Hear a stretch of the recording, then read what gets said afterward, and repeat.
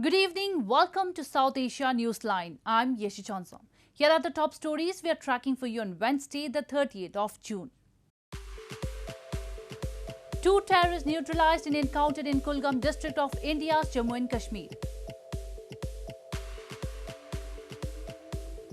MQM stages protest in London against genocide of Mohajis in Pakistan. And Germany pulls last troops from Afghanistan, ends nearly 20-year mission.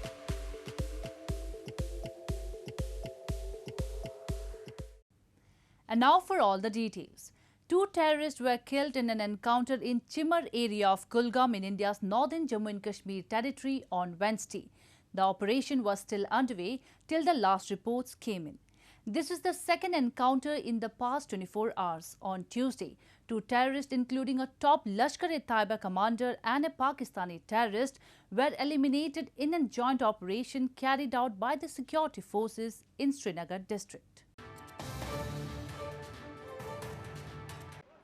Two terrorists were killed in an encounter with security forces in Chimar area of Kulgam in India's northern Jammu and Kashmir on Wednesday. The operation was underway till the last reports came in. This is the second encounter in the past 24 hours. On Tuesday, two terrorists, a Pakistani terrorist and top commander of Lashkar-e-Taiba, Nadeem Abrar, were eliminated in a joint operation carried out by the security forces in the Malhura-Parimpora area of Srinagar district. Abrar was arrested on Monday and was leading the security forces to his hideout when his accomplice shot at the group. This resulted in an encounter and both were killed. The security forces are on a heightened alert in Kashmir Valley after the recent drone attack at the Indian Air Force Station in Jammu. Earlier today, an Indian soldier was also injured during a skirmish along the line of control (LOC) in the Sundarbani sector. Reports suggest the security forces were responding to a suspicious movement reported in the area. In news from Pakistan, Pakistan's major opposition parties including PMLN and PPP have slammed the passing of the federal budget 2021-22 and said that it is illegal. The parties said the government was adamant on making the people suffer and had forced the budget through by not allowing the opposition lawmakers to present cut motions and raise their objections.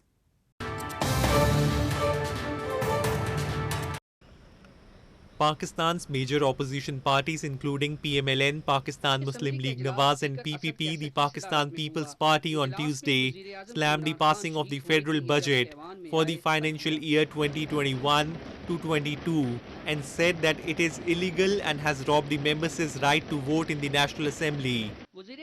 From the PPP, 54 out of 56 members were present, with the remaining 2 absent due to coronavirus. From the PMLN, among the total 84 MNAs, only 14 reportedly showed up in the National Assembly for the budget.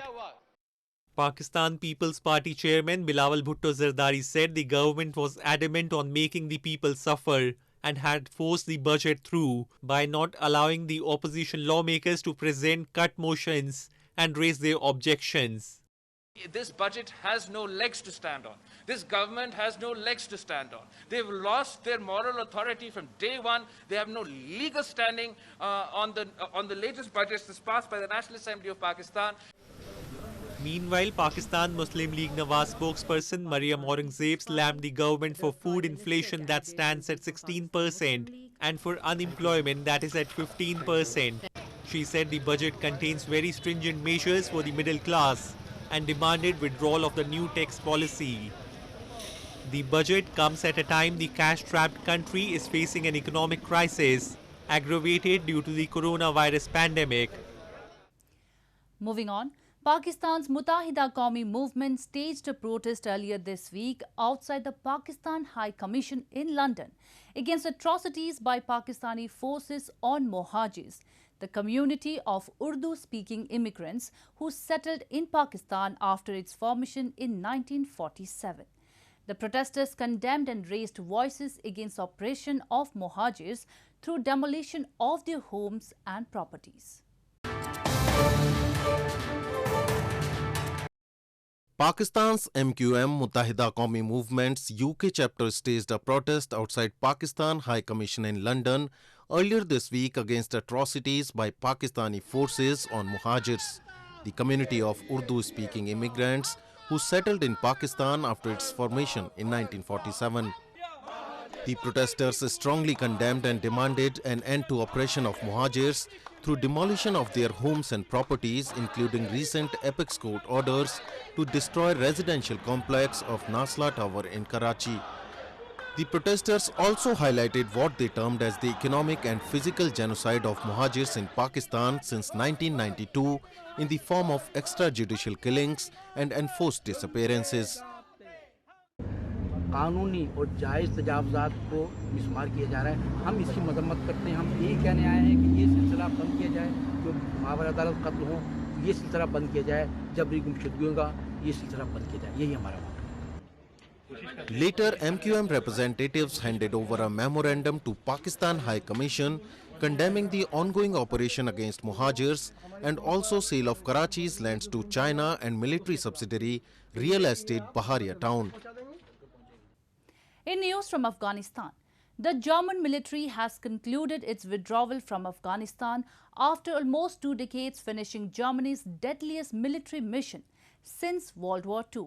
Since the United States announced plans in April to withdraw its troops by September 11, after nearly 20 years of conflict, violence has escalated throughout the country as the Islamist Taliban seeks more territory. The German military late on Tuesday concluded its withdrawal from Afghanistan after almost 2 decades, finishing Germany's deadliest military mission since World War II. German Defense Minister Annegret Kramp-Karrenbauer took to Twitter and said, "After 20 years, our most intensive assignment abroad has come to an end." Over the last years, Germany had the second largest contingent of troops after the United States in Afghanistan. US President Joe Biden and NATO announced in April that they would pull out foreign troops still in Afghanistan by September 11, the 20th anniversary of the attacks on the World Trade Center in New York that prompted the mission. Meanwhile, hundreds of former Mujahideen and other civilians this week gathered in the mountain areas of Gorband district in Parwan province and vowed to fight against the Taliban. They have picked up arms to stop Taliban fighters from advancing in the area. Security convoys patrolled the area in an attempt to keep residents safe from Taliban attacks. ما به این آرزو نیستیم که کسی از برادران ما کشته شود، ولی اگر بالای ما جنگ تحمیل کنن، اگر به واقعیت بالای ما ظلم کنن، اگر به واقعیت به مردم دستاندازی کنن مثل که در دوشی دستاندازی کردن به سیاست مردم، به اموال مردم، به ناموس مردم، به دختر مردم، اگر به این سیستم طالبان پیش برود، به هیچ عنوان حتی فرد حتی 7 ساله‌ای بچه ما باشه مسلم میشه و در مقابلش استادگری میکنیم. به خاطر چی؟ به خاطر که اینا دعوای اسلامی و دعوای انسانی و مجاهدت ندارن، اینا یک دعوای تحمیلی دارن. ما با اولادای کسایی هستیم که رایج خونشان ریخته، ما شهید دادیم، پدرای ما مجاهدین است. ما از این 2 تا طالب لاشخور پاکستان یا زرد کشوری که است ما از یا نمیترسیم. بالاش تا قدرت که در توانم دارم خودم کتش می جنگم. نماش طالبان است ما دولت، نه خوراکه نه پوشاکه. خود ما از خاک ما، از وطن ما، ناموس ما دفاع میکنیم. Fighting has worsened around Afghanistan, especially in the north, where Taliban insurgents have conducted a wave of offensives in recent days, moving beyond their southern strongholds. While violence has escalated throughout the country as the Taliban seeks more territory following US announcement plans of troops withdrawal, peace talks in Doha have largely stalled, though there have been meetings in recent days. The Taliban say they are committed to negotiations. Moving on to news from Nepal. The easing of coronavirus lockdown restrictions in Nepal's Kathmandu Valley has evoked mixed reactions as government has allowed most economic activities despite fears of a third wave. Officials said that without easing restrictions, livelihood of many disadvantaged people was at stake. The easing of coronavirus lockdown restrictions has evoked mixed reactions among residents of Nepal's Kathmandu Valley, as government has allowed most economic and social activities despite fears of a third wave. From Tuesday onwards, authorities permitted operation of public transport services for the first time in 2 months on odd-even basis, while extended the lockdown till 5th of July. Under the new guidelines, most shops have also been allowed to reopen till 6 p.m. Officials said that without easing restrictions, livelihood of many disadvantaged people was at stake.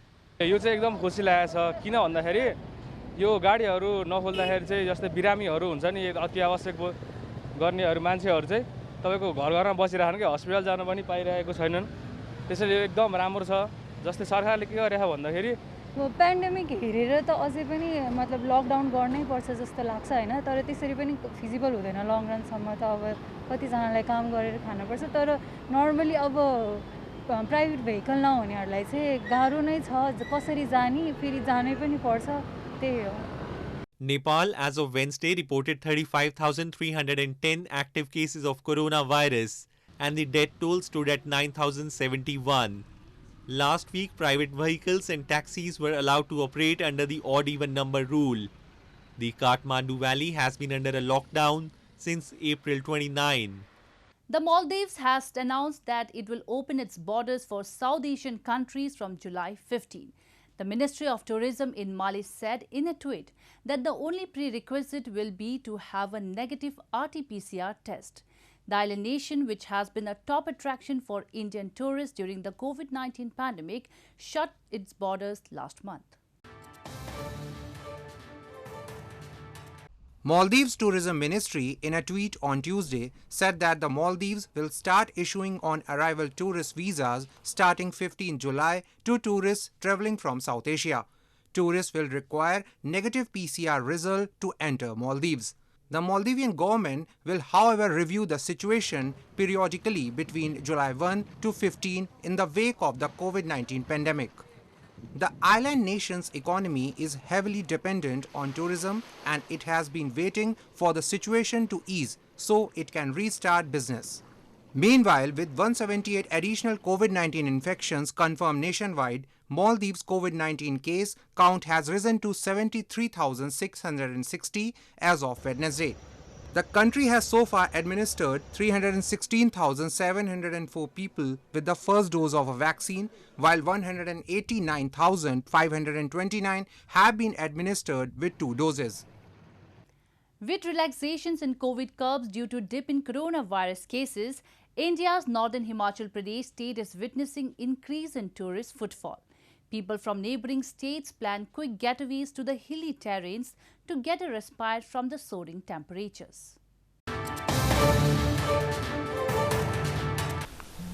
Tourists are flocking to India's northern hilly region of Shimla as coronavirus cases are decreasing and curbs are being eased, giving hopes to the tourism industry. With 1,654 active cases, Himachal Pradesh state has seen a rise in number of tourists coming to the hills after relaxation were announced and tourists were allowed to enter the state in a bid to revive the tourism industry. People from neighbouring states generally plan quick getaways to the hilly terrains to get a respite from the soaring temperatures. Tourists were seen enjoying the view of hills as they came out to travel after a long period amid the pandemic this week. Himachal में जैसे कि आप जानते हैं कि पिछले 1.5 साल से लॉकडाउन चल रहा था तो लोग घर बाहर से निकल नहीं पा रहे थे तो 1.5 साल बाद हमें मौका मिला है तो हम लोग हिमाचल की वादियों में आए हैं और ये नारखंडा जो कि बहुत ही खुशहाल और यहाँ पे वातावरण बहुत ही बढ़िया है. People associated with the tourism industry were also hopeful the inflow of visitors would help them get back the industry on track. Sir उम्मीद तो जगी है देखते हैं क्या होगा. क्या उम्मीद करके पूरी भरपाई हो पाएगी आपका? नहीं सर भरपाई तो नहीं हो पाएगी क्योंकि 1.5 साल का नुकसान है. सरकार की तरफ से भी हमारे को कुछ नहीं मिला, ना कोई टैक्स माफ ना कोई इंश्योरेंस माफ. यही हमारा सबसे ज़्यादा खर्चा है. Meanwhile, India reported on Wednesday 45,951 new COVID-19 infections over the past 24 hours. India's coronavirus-related deaths rose by 817 overnight. Well, that's all we have for you from South Asia this evening. Now our viewers can watch the show on SouthAsiaNewsline.com. You can also visit us on Facebook.com/AsAsiaNewsline and follow us on Twitter @AsAsiaNewsline. That's all in tonight's edition. We will see you same time tomorrow.